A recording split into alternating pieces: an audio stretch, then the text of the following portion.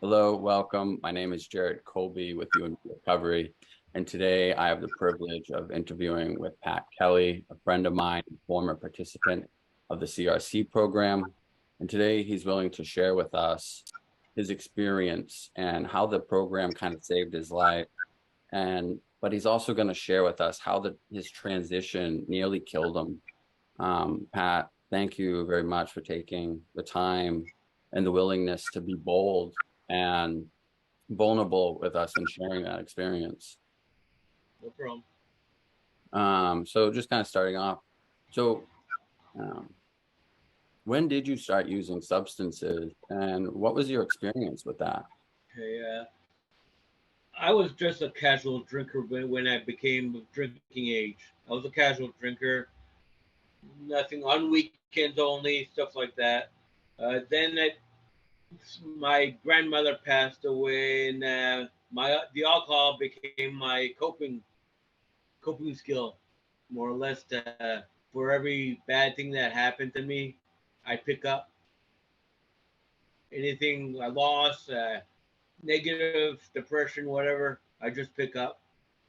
That was my coping. I used alcohol as my coping skill. Mm, It was yeah, yeah. So here you kind of went through that. So, yeah.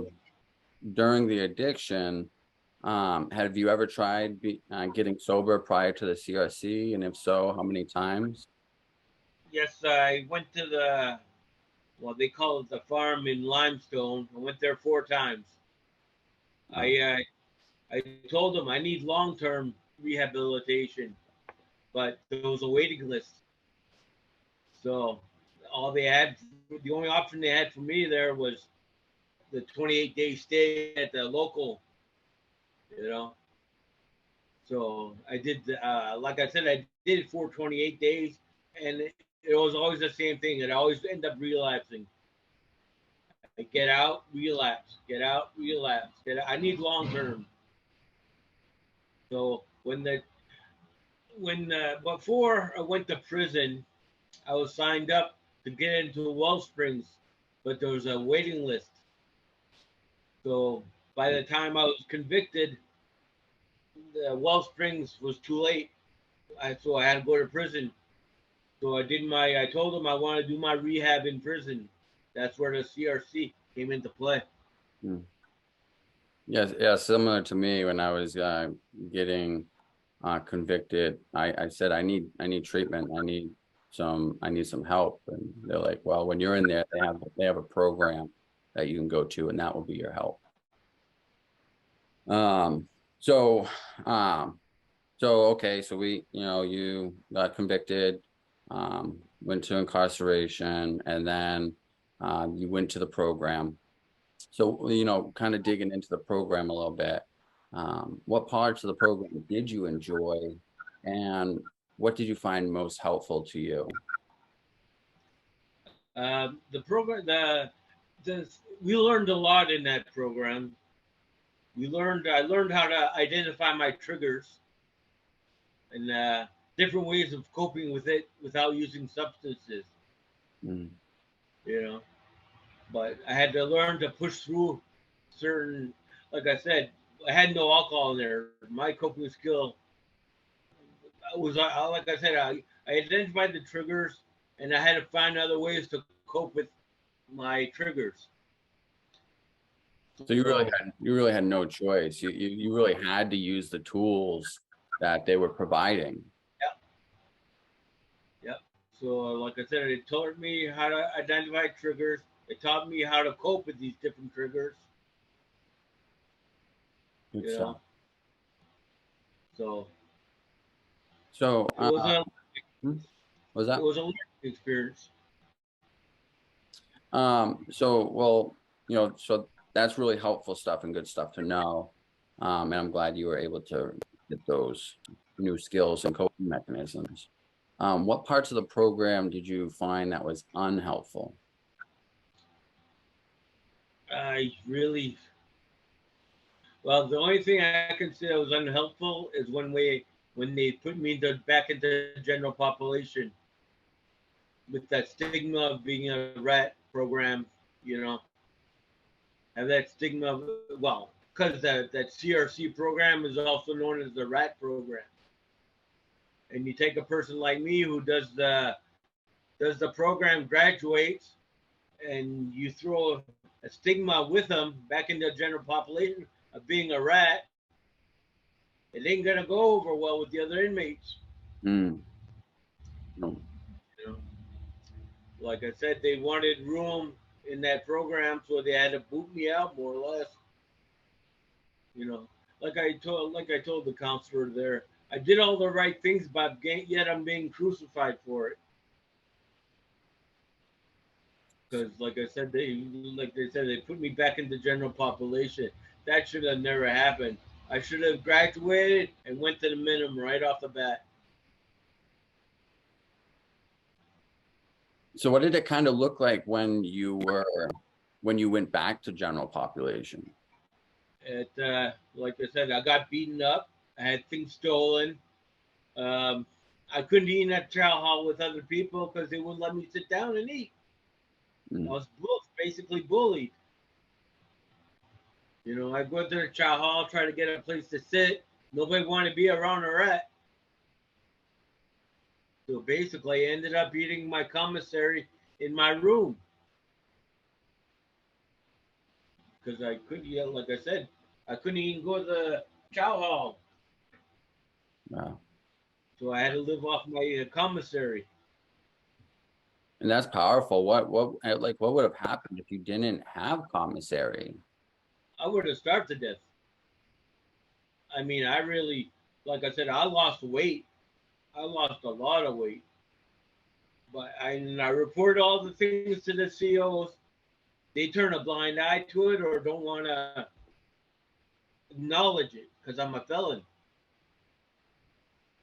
They don't care. They're just there for their time. They don't give a crap's ass. But like I said, I told them I can't eat at the chow. What do you want me to do? So all I had was my commissary, and I basically ate. I ate one packet of ramen noodles a day for a couple months. Wow. That's That sounds really tough, and yeah, sorry that. that's crazy. But Yeah. like I said, I report things about being bullied, being beaten up. I go, the cameras don't see everything. In the, you know, the cameras don't go in the shower room. The cameras, and with that stigma of being a rat, it was hard, very hard, traumatizing. So it sounds like there was some really poor transitioning there. So other than the transition, the actual like inside the program, it sounds like it was very helpful. Yeah, I mean, I learned a lot. In hindsight, I learned a lot. I took a lot of things with me subconsciously, I guess. Yeah. You know. Yeah. It's part of what it's doing, reprogramming and helping us to become successful. And Yeah. it's unfortunate that, you didn't have that transition to success, Yeah. like some other people may have. So what did your transition look like prior to and after being released into the community? Uh, okay. When I was at minimum, they gave me a case manager, and we worked on a program of getting stuff lined up for therapy and substance abuse counseling and stuff like that. You know, uh, whatever they could do, they could provide. But those are, like I said, where I live, it's very rural. There's hardly any rehabs up here. Yeah. And the only rehab I have is downstate, and that's a 28-day rehab. There's nothing for long term up here. So I did, like I said, I did the best I could with what I had on hand. So we set myself up with a therapist, set myself up with a substance abuse counselor, and set myself up with a case manager. So out of curiosity, is those things that you did on your own or did you get assist? you did that on your own. Like, yeah, I had help with them. They signed up. They initially set me up with the counselor. From there on, I got the other counselors involved. Okay. Basically, they sent me up with one substance use counselor up here, and then when I got up here, I started taking the reins and taking control of the other things I needed. Yeah. So, at least it sounds like they may have helped a little and trying to set you up, but they could have, you would have liked to have received a little more help and guidance in that. Yeah, because like I said, they're downstate. They don't know what we have for sources. There's not much up here. Yeah, I There's, can't imagine. you know. Well, I'm glad that, congratulations. I think over 6 years now, sober. Yeah. 6 years. Congratulations. That's Thank you. quite a testimony. Especially getting incarcerated, Yeah. knowing that this substance is in there, then going through the program, really learning yourself, doing the work, but then going and experiencing more trauma.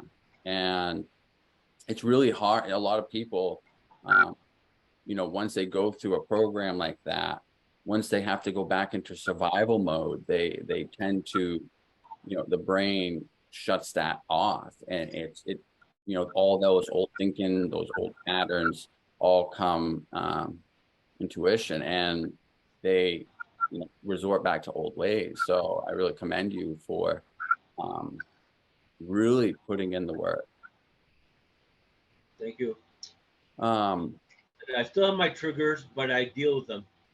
yeah. Oh yeah. It's not about eliminating the triggers. It's about learning to dance with them, really. It's learning to identify them, love them, and find new ways of coping with them. One thing I found is that I think about drinking every day, but I don't go there. I don't go there whatsoever. Mm, it's good. Yeah. So, what are kind of some of the things that you feel could have been better in your transition out of the CRC program and into society? Well, first of all, that label of being a rat in a rat program, that's not good at all. What should have happened? I done the program, I graduate, I go to a minimum with no label attached to me, do the balance of my time there, then send me out home. You know, Mm, like I said, the stigma of being labeled a rat. I had to move dozens. I moved at least 7 or 8 times at Maine Correctional, and then I had to move another 3 or 4 times at Charleston. wow. You know, because that label followed me, and people talk. So, how do you think that it may have been overall if you did end up going to a minimum facility or you transitioned somewhere else that label didn't follow you? How like the overall program and transition would have set you up? It's a lot easier. It would have been a hell of a lot easier. Like I said, I was labeled as a rat. Nobody likes rats in prison. You No. don't need that. Like I said, just that stigma alone and throwing me back in the general population, that's kind of messed up. It's unfortunate. Yeah.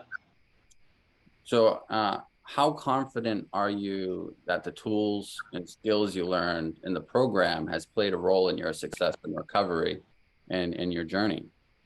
It helped. I mean, subconsciously it helped, that's for sure. But, because like I said there, I learned how to identify my triggers. I learned how to cope with my triggers, you know, and I had to push through some episodes because I could not use, so I had to find another way to cope with those triggers, Mm, you know. Like I said, I did all the right things, but at the same time, I was getting crucified for it by putting me back in general population with that label attached to my name. Yeah, sorry. Yeah, well, So just for the recording purpose, I just want to thank you, and we can continue chatting afterwards, but I do want to thank you for your time and your willingness to help us to advocate for how well the program helped and how important that the transition was for you. Um, because what we're doing with you in the recovery is we're trying to take a lot of the program from the CRC, and we're going to be improving on some of the areas that people found unhelpful, and transition is one of the major ones. And overall, the main thing that I'm hearing, it was just that transition. The program was very helpful in helping you to identify your triggers, learning a little more about yourself, learning healthy coping skills, tools, and even helping yourself to become a little more assertive and setting boundaries. Um, so, it sounds like overall the program was very helpful for you. It was very helpful for me. So I really want to thank you for, opening up and sharing. no problem. I just don't want anybody to go through what I went through. Neither do I. That's crazy. you Yeah. know, like I said, I still have nightmares from that stuff. And like I said, I wrote the state, I wrote the governor, I wrote everybody. Nobody gives a crap's ass about a felon. Mm. You know? Well, believe it or not, there's some people that do care. Yeah.